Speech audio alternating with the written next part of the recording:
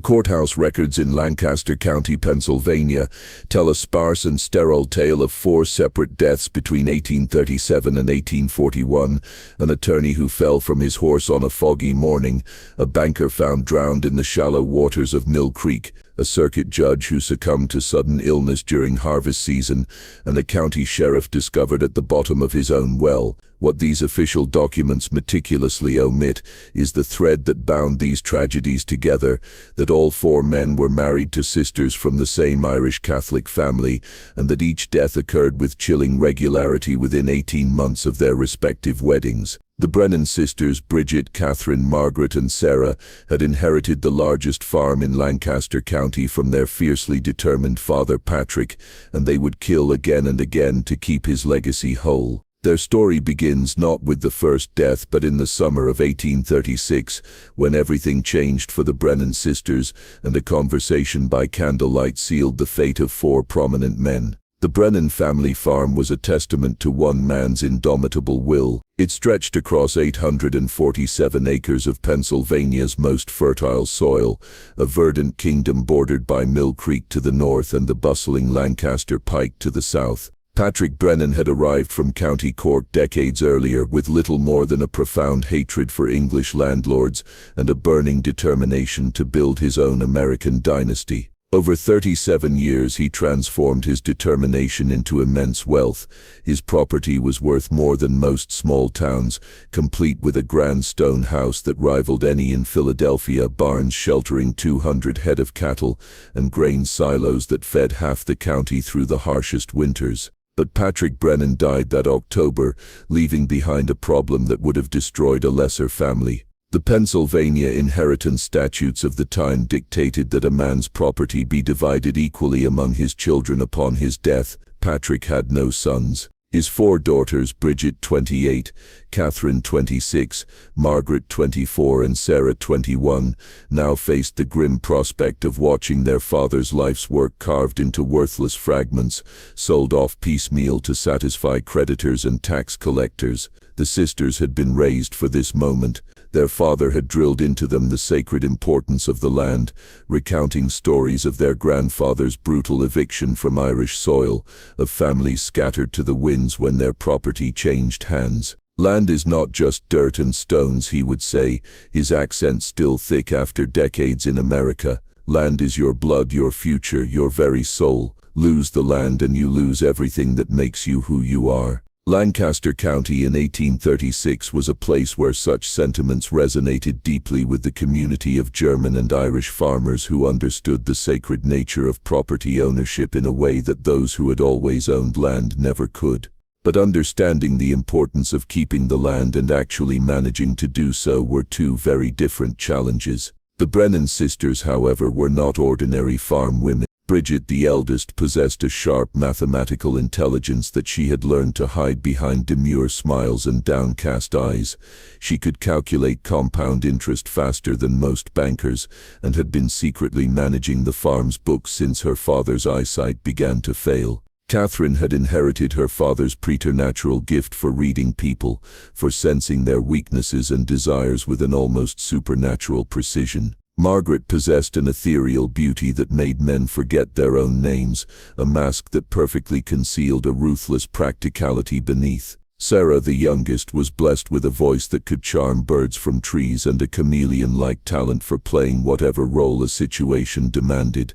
Together they formed a conspiracy of survival that would make Lancaster County history, though the true nature of their pact would remain hidden for nearly a century. The plan emerged during the long cold nights following their father's funeral, the sisters gathering in the vast kitchen by lamplight, the fire casting dancing shadows on the stone walls as they confronted their bleak future.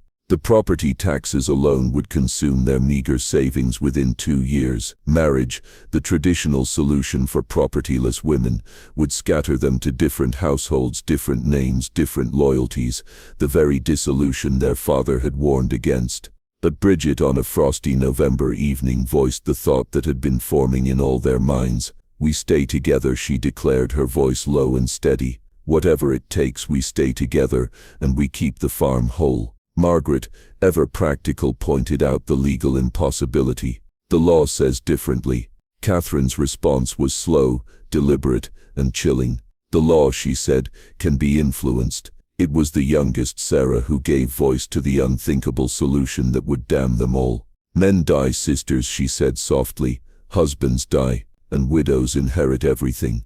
The first death occurred on March 15, 1838, just 14 months after Patrick Brennan's funeral, and a mere 6 months after Bridget's marriage to Thomas Hennessy, the most prominent attorney in Lancaster County. Hennessy had been a logical choice, a successful Irish Catholic lawyer in his early 40s, a widower with no children, a man wealthy enough to pay the Brennan property taxes without blinking and influential enough to help restructure the family's tangled legal obligations. Their courtship was brief but intense. Hennessy, lonely since his first wife's death from consumption 3 years prior, found himself completely enchanted by Bridget's potent combination of beauty and intellect. She could discuss legal precedents with the same ease she planned elaborate dinner parties, laughing at his courtroom stories and listening intently to his dreams of running for county judge. Within 2 months of meeting at Sunday Mass, Thomas Hennessy was convinced Bridget Brennan was the answer to his lonely prayers. Their December wedding was a grand affair that announced to Lancaster County society that the Brennan family fortunes were secure. Hennessy moved into the stone farmhouse, bringing his considerable wealth and legal expertise to bear on restructuring the property ownership into a complicated but legal family trust that kept the land intact while providing for each sister's future security. But Thomas Hennessy had profoundly underestimated his new wife's true priorities. Within weeks he noticed disturbing patterns. Bridget seemed more interested in her sister's welfare than in their marriage, insisting Catherine, Margaret and Sarah continue living in the main house, turning what should have been a honeymoon into an extended family gathering.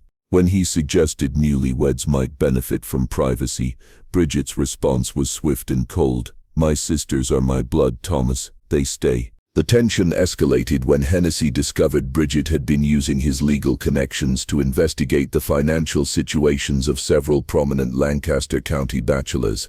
When confronted, she claimed she was merely looking out for her sister's futures, but Hennessy sensed something more calculating at work. The morning of March 15th began with a fateful argument. Hennessy had received an offer to purchase a law practice in Philadelphia, a career-making opportunity that would require leaving Lancaster County. Over breakfast, he presented the idea to Bridget. Her reaction was immediate and vehement.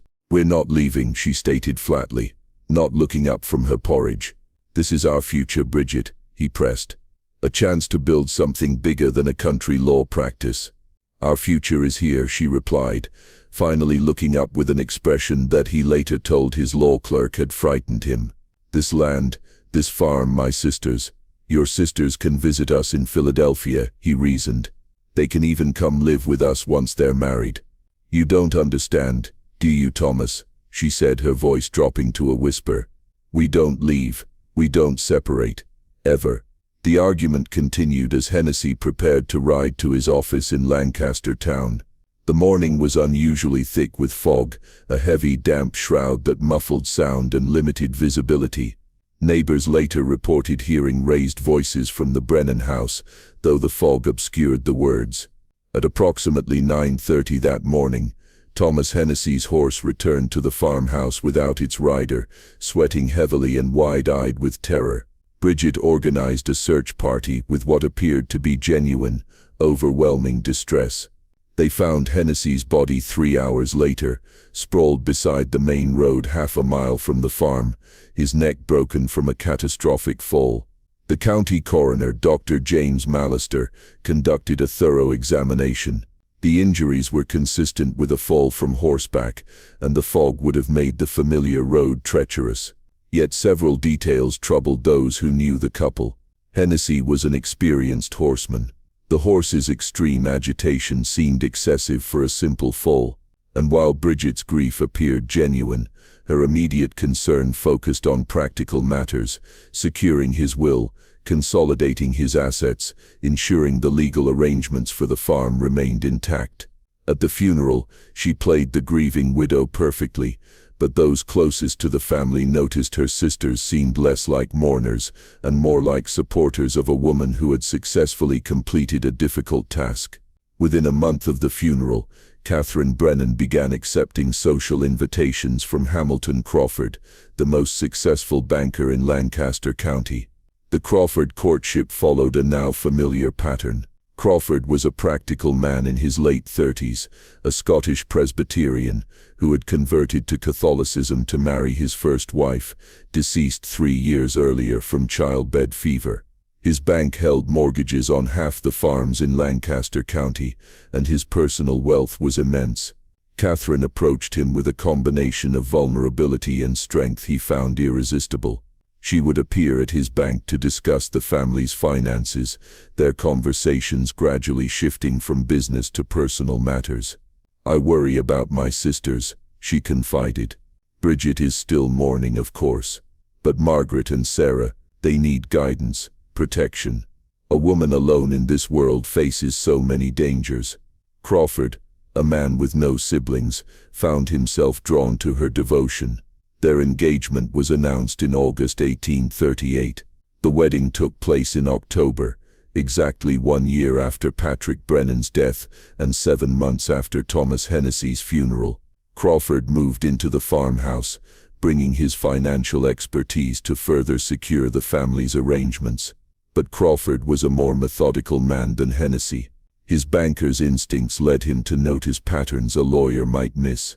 He began keeping a private journal. November 3, 1838, he wrote, "Catherine insists on maintaining separate accounts for each sister's inheritance, says it's temporary until they all marry, but Margaret shows no interest in suitors. Sarah actively discourages men who call on her, beginning to suspect they have no intention of marrying." His entries grew more suspicious. November 18th, Bridget visited bank today. Her knowledge of compound interest exceeds most businessmen. Asked detailed questions about inheritance laws, specifically regarding widows' rights in cases of intestate death. December 1st, overheard conversation between Catherine and Margaret about maintaining unity and protecting the legacy. When they noticed me, quickly changed subject.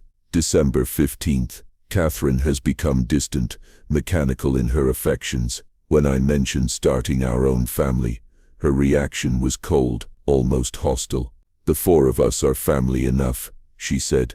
His suspicions deepened when he discovered Margaret was receiving visits from Judge Cornelius Whitman, the distinguished circuit judge who presided over Lancaster County's most important cases. Whitman was a widower in his 50s with grown children in Philadelphia, the very judge who would oversee any legal challenges to the Brennan family's property. Crawford's journal entry on February 7, 1839 would be his last. "Catherine knows I suspect something. Her behavior has become increasingly erratic. She insists on accompanying me everywhere, claims she's worried about my safety, but her concern feels more like surveillance. Have decided to confront her tomorrow about my suspicions regarding Thomas Hennessy's death. If something happens to me, look to the sisters. They are not what they seem." The second death occurred the next day, February 8th, during one of the coldest winters in memory. Crawford had taken to walking the property boundaries each morning. Mill Creek had frozen solid, creating the appearance of safe passage. His body was discovered by a neighbor, wedged against a fallen log a quarter-mile downstream. He had apparently fallen through a weak spot in the ice, drowning in the frigid water. Dr. Mallister found the death medically straightforward, but Crawford's hidden journal told a different story. Catherine's grief seemed genuine, but again the sisters' focus quickly returned to practical matters, securing their financial future. 6 weeks later, Margaret Brennan's engagement to Judge Cornelius Whitman was announced. Margaret's pursuit of the judge demonstrated a new level of sophistication. She appeared in his courtroom seeking advice about her father's estate, presenting herself as a beautiful innocent with a surprisingly perceptive mind. "I'm afraid I don't understand these inheritance complications, Your Honor," she said, her blue eyes wide.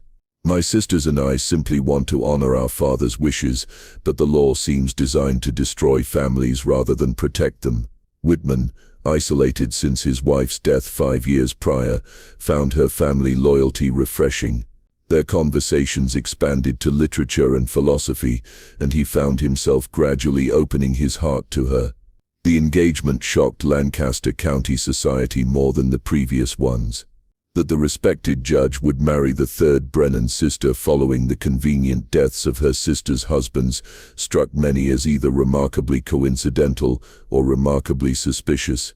But Whitman seemed genuinely happy. Margaret brought light into his life, showing interest in his work and sharing his growing concern about the suspicious pattern of deaths surrounding her family. "I worry about my sisters," she confided to him weeks before their wedding. "Bridget and Catherine have been different since their husbands died, more secretive, more intense about keeping the family together. Sometimes I feel like they're planning something, but I can't imagine what."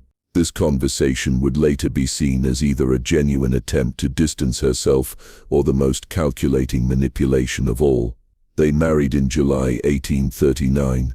Whitman moved into the farmhouse but maintained his town residence for court sessions. His legal training made him a more careful observer than his predecessors. He began keeping his own private notes. August 10, 1839. "Margaret insists on knowing my schedule in advance. Her questions seem focused on when I'll be traveling alone." August 25. Overheard Bridget and Catherine discussing the final arrangement and completing the plan. When I entered, they changed subject. Margaret seemed frightened. September 2. Found Margaret examining my will and insurance documents. Her questions were surprisingly sophisticated. Beginning to suspect she knows more about law than she pretends. His investigation revealed that a private investigator, Daniel Murphy, was also asking questions about the sisters, claiming to represent interested parties concerned about the pattern of deaths. When Whitman tried to contact him, he discovered Murphy had already left town after interviewing witnesses and requesting public records related to the Brennan property. On October 30, 1839, Whitman confronted Margaret in the parlor while her sisters were away. "I know what your sisters have done," he began, his voice judicial and firm. "The question now is whether you're their accomplice or their next victim." Margaret collapsed, her face draining of color. "I've been waiting for someone to figure it out," she whispered. "I've been praying someone would stop them before they make me do what they did." What followed was a horrifying confession. The plan was Bridget's, conceived after their father's funeral. Bridget said we had to think like men. Margaret revealed, men use violence and politics to get what they want, but women have to be smarter, more patient. She said, if we did it right, no one would ever suspect us because people see what they expect to see: grieving widows, not calculating killers. She detailed the murders with chilling efficiency. For Hennessy, Bridget had studied his routines, drugged his coffee to make him dizzy, then spooked his horse at the steepest part of the road. For Crawford, Catherine had studied the ice patterns, used heated rods to weaken a specific spot, then walked with him that morning, guiding him to the trap and holding his head under the water. Margaret's most shocking revelation was her own role. She was not an unwitting victim but a reluctant accomplice. "They told me that if I refused, they would make it appear that I had been the killer all along," she explained. Bridget said it would be easy to plant evidence. They said no one would believe that three sisters could work together, but everyone would believe that one sister had gone mad with jealousy. She revealed that Whitman's own murder was scheduled for November 15th. Sarah had been testing doses of foxglove extract, a poison that mimicked heart failure, to be administered in his evening brandy. But Whitman's investigation had uncovered something else. Daniel Murphy was not working for interested parties. He was working for the Brennan sisters, hired to identify anyone getting too close to the truth. As Catherine and Sarah's voices approached the house, Margaret produced a leather-bound journal from beneath her shawl. "This contains everything," she said. "Every detail of every murder, every plan, every conversation. I've been documenting it all since Thomas's death." The front door opened. "Cornelius," Margaret, Catherine called out, her footsteps approaching. You'll never guess what we discovered in town. Sarah's musical laughter echoed from the hallway. Mrs.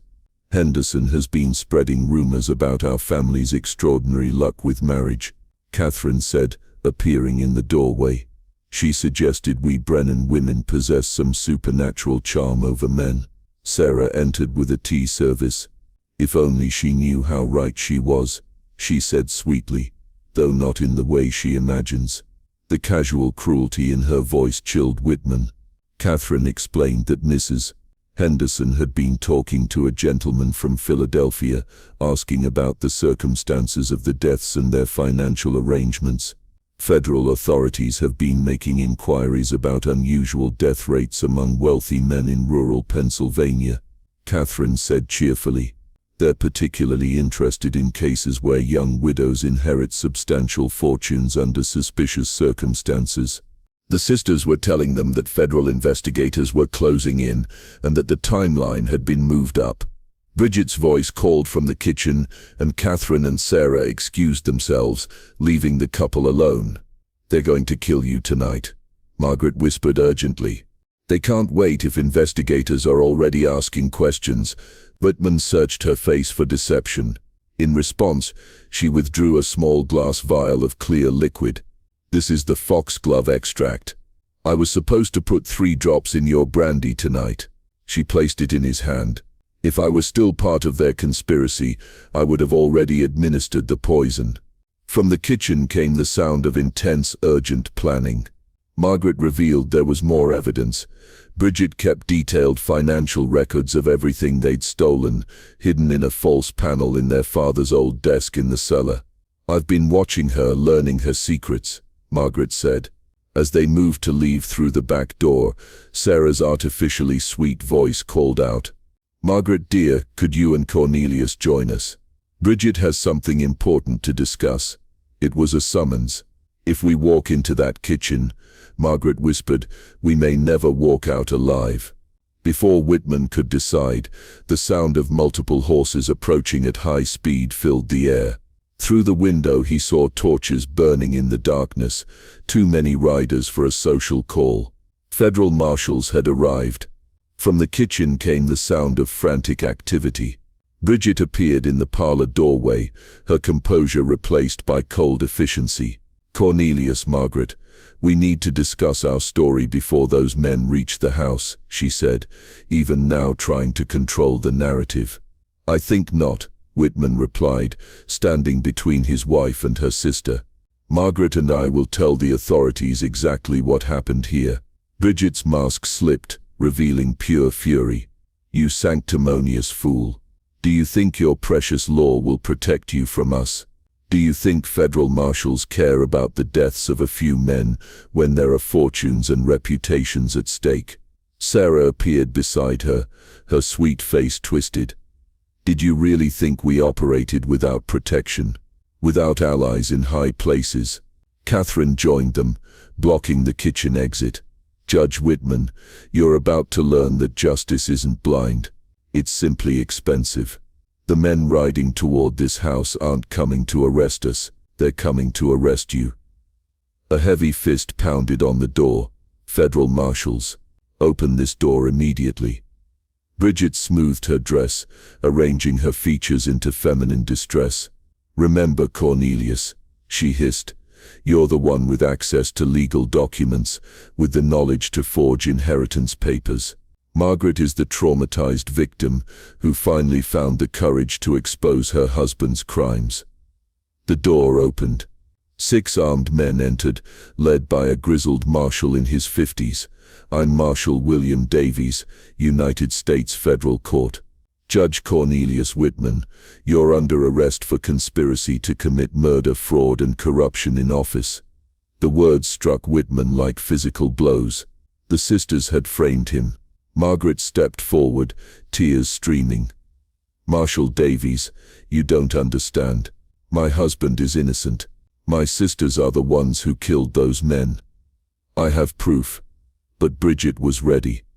I'm afraid my sister has been under tremendous strain, she said with sorrowful concern.